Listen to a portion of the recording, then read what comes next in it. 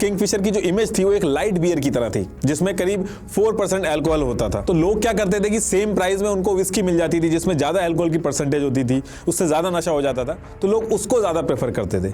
लेकिन विजय माल्या ने क्या किया कि 8% स्ट्रॉन्ग बियर जो होती है 8% अल्कोहल के साथ उसको इंट्रोड्यूस किया, और इसके आने के बाद बियर की जो डिमांड थी वो और ज्यादा बढ़ जाती है। और इससे इतना ज्यादा फायदा होता है कि मोहन मेकिन गोल्डन ब्रांड को पीछे करके किंगफिशर जो था वो ईयर 1986 आते आते इंडिया का लार्जेस्ट सेलिंग ब्रांड बन गया था। जो बियर की बॉटल्स थी ये डीलर्स खरीद के ले जाते थे, फिर खाली बॉटल वापस करते थे। लेकिन मोस्टली केसेस में क्या होता था कि जब ये डीलर्स बॉटल्स रिटर्न करते थे तो आधी टूटी हुई रहती थी उसमें से, इनफैक्ट जितनी ले जाते थे उतनी रिटर्न भी नहीं करते थे। अब इस चीज को लेकर जब प्रेशर बनाया गया डीलर्स के ऊपर कि भैया आपको उतनी ही बॉटल्स जो है वो वापस करनी है, तो उन्होंने एक नया तरीका उसका निकाल लिया कि जो कबाड़ी का काम करते थे या फिर जो लोकल बॉटल्स बनाते थे उनसे वो सस्ती बॉटल खरीद लेते थे और फिर उसको वापस कर देते थे। तो इसकी वजह से और दिक्कत आने लगी। तो इसमें होता क्या था कि कंपनी को बहुत ज्यादा बॉटल्स बनाने में पैसा खर्च करना पड़ता था और इसकी वजह से बहुत ज्यादा जो प्रॉफिट होता था वो इसी में चला जाता था। तो विजय माल्या क्या करता है कि इसको आइडेंटिफाई करके उसकी जगह पे कैन लेके आते हैं। और इसी साल एक चीज और होती है, विजय माल्या एयर इंडिया में ट्रैवल कर रहा था, तो इस फ्लाइट में एक समीरा तैबजी नाम की एक एयर हॉस्टेस थी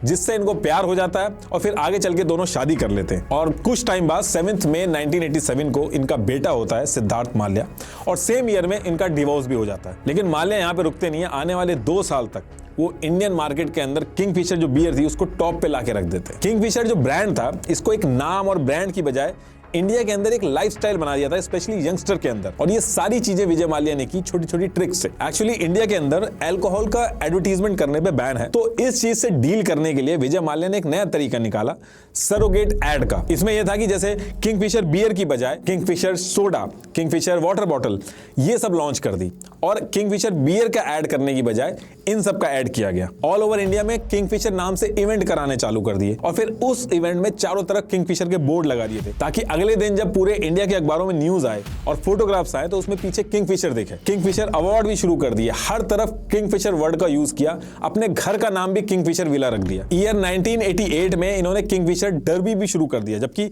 स्पोर्ट्स का किंगफिशर बियर से दूर दूर तक लिंक नहीं था, लेकिन क्योंकि इनको किंगफिशर का नाम आगे करना था इस वजह से ये सारी चीजें की। और सबसे बड़ा फायदा किंगफिशर ब्रांड को तब मिला जब माल्या ने Kingfisher swim suit calendar launch किया, जिसको अतुल कसबेकर शूट करते थे। इसकी वजह से घर घर में हर जगह किंगफिशर की बात होने लगी। इस कैलेंडर के लिए विजय माल्या खुद मॉडल सेलेक्ट करते थे, और किंगफिशर कैलेंडर इतना बड़ा हो गया था कि जिस मॉडल का नाम इस कैलेंडर में आ जाता था उसका करियर रातों रात रॉकेट की तरह आगे बढ़ जाता था। दीपिका पादुकोण, कैटरीना कैफ मूवी में लॉन्च होने से पहले इस कैलेंडर में लॉन्च हुई थी, और आगे चल के फॉर्मूला 1 वगैरह भी इन्होंने लॉन्च किया जिसमें किंगफिशर का जबरदस्त प्रमोशन हुआ। विजय माल्या का यह कहना था कि अभी भले इसमें पैसे लग रहे हैं लेकिन लॉन्ग टर्म में ये चीज फायदा देगी, और ये ऐसे फायदा देगी कि जो बाकी के कॉम्पिटिटर हैं उनके पास इसका कोई तोड़ नहीं होगा। और ये सारी चीजें इस तरीके से की गई थी कि किंगफिशर नाम आते ही लोगों के दिमाग में बियर आ जाता था। और जब ये सारी चीजें माल्या कर रहा था तो इसी टाइम पे मल्टीपल कंपनीज को भी एक्वायर कर रहा था, और माल्या ने जो पूरा बिजनेस था वो ग्लोबल कर दिया था। किंगफिशर 50 से भी ज्यादा देशों में मिलने लगी थी। यूबी ग्रुप, जिसकी वैल्यूएशन विजय माल्या के ज्वाइन करने के टाइम पे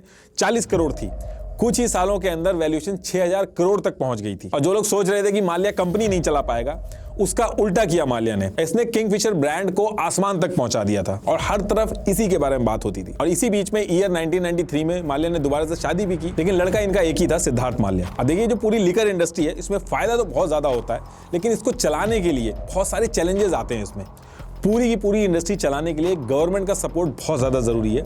बिना गवर्नमेंट के ये इंडस्ट्री चल नहीं सकती। जैसे किसी कंपनी को अगर अल्कोहल को अपने स्टेट से बाहर भेजना है तो उसका अलग से टैक्स देना होता है, और ये सारे रूल्स स्टेट गवर्नमेंट देखती है। एक लिकर बॉटल का प्राइस क्या होगा ये भी स्टेट गवर्नमेंट डिसाइड करती है। किसको लिकर का लाइसेंस मिलेगा ये तक गवर्नमेंट के हाथ में होता है। तो गवर्नमेंट का सपोर्ट में होना बहुत जरूरी है अगर ये बिजनेस चलाना है। और सपोर्ट में अगर गवर्नमेंट नहीं है तो बिजनेस छोड़िए, एक छोटा सा जो लिकर का ठेका होता है वो तक नहीं चला सकता इंसान। तो ये सारी चीजों से निपटने के लिए माल्या जो था वो खुद पॉलिटिक्स में घुसना चाहता था ताकि कोई दिक्कत ना आए आगे चल के। और ईयर 2002 में माल्या इस चीज को लेके कई जगह पे अपने लिंक से बात करता है और सक्सेसफुल भी होता है।